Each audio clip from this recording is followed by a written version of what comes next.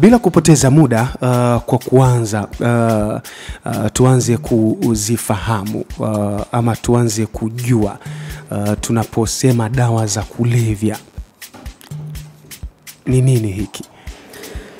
Tunaposema dawa za kulevya, hizi ni kemikali ambazo mtu akizitumia zinakwenda kuathiri mfumo wa fahamu na hivyo kubadilisha fikra, hisia pamoja na tabia ya mtumiaji.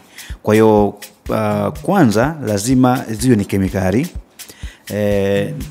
lakini pia zinaathiri mfumo wa fahamu. Hiyo ndio jambo ambalo linaifanya hiyo dawa ya kulevya kuwa dawa ya kulevya. Kwa hiyo ukiangalia kwenye baadhi ya dawa za kulevya kama vile bangi, kuna kemikali ambayo inaitwa THC, tetrahydrocannabinoid, ambayo hiyo ndio inakwenda kuathiri mfumo wa fahamu. Lakini ukiangalia kwenye pombe kuna ethanol, ukiangalia kwenye sigara pia kuna kemikali ambayo ipo hapo. Kwa hiyo tunapozungumzia maana ya dawa za kulevya, maana yake tunazungumzia sasa kemikali ambayo mtu akitumia inakwenda kuathiri mfumo wa fahamu na hivyo kubadilisha jinsi ambavyo anaweza kufikiri, kuhisi pamoja na mienendo yake kwa ujumla.